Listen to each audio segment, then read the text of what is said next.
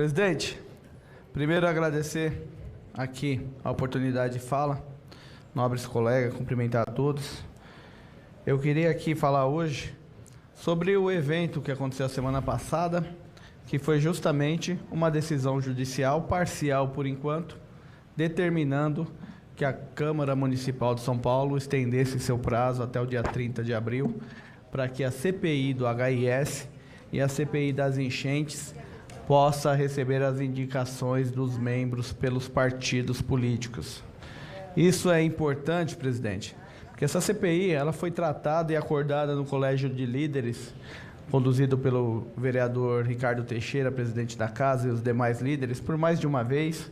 Demorou até chegar numa decisão de qual CPI a Casa ia abordar, instalar, e depois de pactuada no Colégio de Líderes, ela desceu, foi aprovada em plenário, uma coisa muito importante, afinal de contas, os vereadores dessa Câmara e as vereadoras são vereadores que atuam muito na rua, nas bases, nas comunidades da cidade e sabem a necessidade que se tem em discutir temas tão sensíveis em relação à população mais carente da cidade. Primeira questão da fraude no HIS. HIS, para quem não sabe, que vai ver esse vídeo, é habitação de interesse social. A lei determina que uma parcela da habitação construída na cidade de São Paulo seja destinada para o público de baixa renda, de uma renda baixa. E teve uma fraude aí para essa população não poder adquirir esses apartamentos, essas casas, a população de baixa renda que teria direito ao HIS. E a outra é a questão das enchentes na região do Pantanal, e também além da região do Pantanal, que começa naquela baixada toda ali, desde o Jardim La Pena, Chácara Três Meninas, Jardim Helena, Vila Seabre, Ponte da Vilani, Vila Itaim, depois chega até lá no Córrego Três Pontes, no Jardim Romano.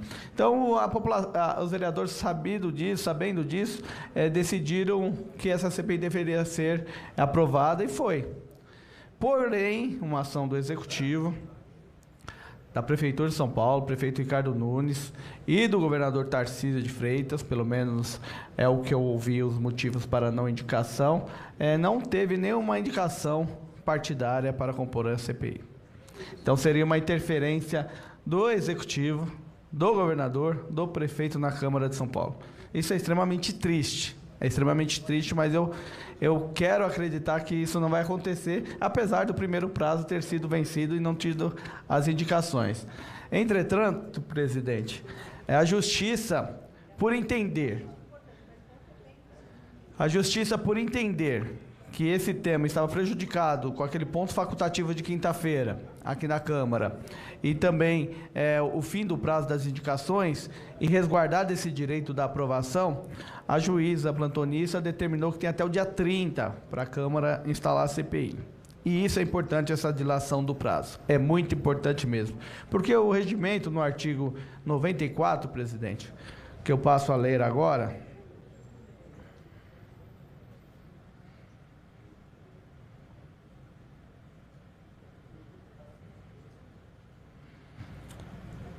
diz o seguinte, o artigo 94 do Regimento Interno da Câmara. A designação dos membros das comissões parlamentares de inquérito caberá ao presidente da Câmara, assegurando-se, tanto quanto possível, a representação proporcional partidária, além de pelo menos um membro de cada comissão permanente competente.